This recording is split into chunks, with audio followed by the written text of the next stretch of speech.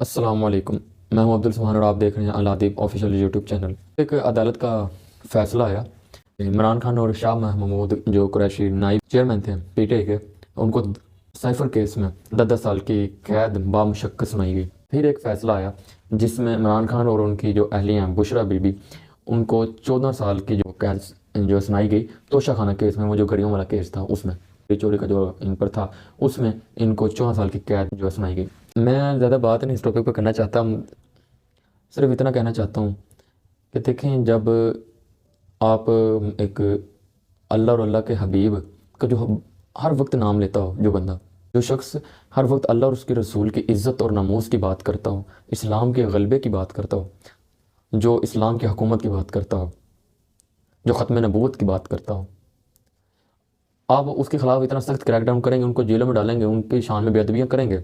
ایک میں وہ دیکھ رہا تھا، ویب سائٹ تھی، اس نے اس کو شائع کیا تھا، تقریباً جب جیل میں ڈالا گیا تھا تو 4000 سال کی قید جو ہے وہ سنائی گئی تھی 4 عدالتوں نے۔ پتہ نہیں وہ بدبخت وہ کون تھے لوگ جو یہ کام کر رہے تھے۔ 4000 سال کی عدالت نے اس وقت 4000 سال کی قید سنائی تھی علامہ خادم حسین کو۔ وہ جن مالکوں کا کام کر رہے تھے، انہوں نے حفاظت بھی کرنی تھی، وہ باہر آ گئے تھے۔ لیکن جو آپ نے کیا تھا نا، آپ کے ساتھ وہی ہو رہا ہے، مکافات۔ اگر آپ نے اس وقت، اس دور میں جب وہ سمجھا رہے تھے تو ان کی بات سنی ہوتی، آپ نے ماؤں کے جو بیٹے تھے، ماؤں کے گودے نہ اجاڑی ہوتی، آپ نے وہ جن کے چھوٹے چھوٹے بچے تھے، آپ نے ان کے والدوں کو شہید کروا دیا، آپ نے بوڑھے ماں باپ کو جو ہے کمرے جھکا دی، ان کے بیٹوں کو، جوانوں کو، ان کے لاش، ان کے جو شہید ہیں ان کی ڈیڈ باڈی سامنے پڑی تھی۔ آپ نے رسول اللہ کے ختم نبوت کا نعرہ لگانے والے، نام لینے والے پر گولیاں برسائیں، اور آپ نے جب حضرت عمر بن خطاب امیر المومنین یہ بات کہتے ہیں کہ درائے فرات کے نزدیک ایک کتا بھی بھوک سے مرا تو اس کا حساب عمر کو دینا پڑے گا، ایک کتے کی بات ہو رہی، تو آپ تو، ہم انسان جو ہے اشرف المخلوق آتا ہے، آپ نے تو ایک، اور رسول اللہ کی حدیث ہے کہ کعبہ تیری بہت حرمت ہے پر ایک مومن کی حرمت اس سے بڑھ کر ہے۔ آپ نے کیا کیا؟ آپ نے اشرف المخلوقات اور ایک رسول اللہ کے عاشقوں کو گولیاں مروا دیں، اور آپ نے حساب بھی نہ لیا کہ کس نے ماری۔ اگر آپ نے چلے نہیں بھی آرڈر دیا تو آپ نے حساب لیا کہ کس نے ماری ہے۔ آپ نے عاصم ملونہ کو بگایا، یہ تو سب کو پتہ ہے۔ آپ پر وہ عذاب بھی تو آنے ہیں نا۔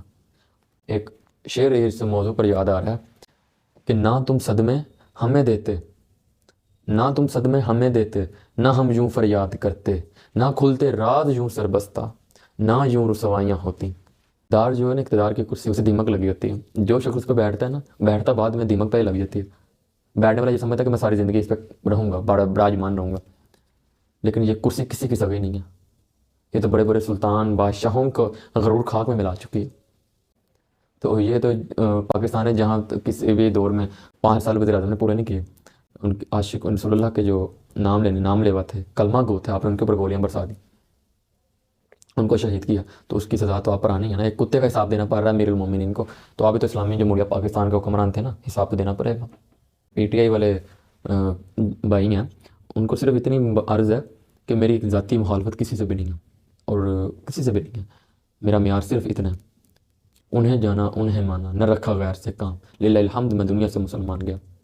میرا صرف جو دوستی ہے وہ اللہ رسول کے نام لیوا ان سے ہے، جو نام لیتے ہیں، جو عملاً کرتے ہیں کام، اور جو ان سے دعوت رکھتے ہیں، بغض رکھتے ہیں، ان سے میری دشمنی ہے۔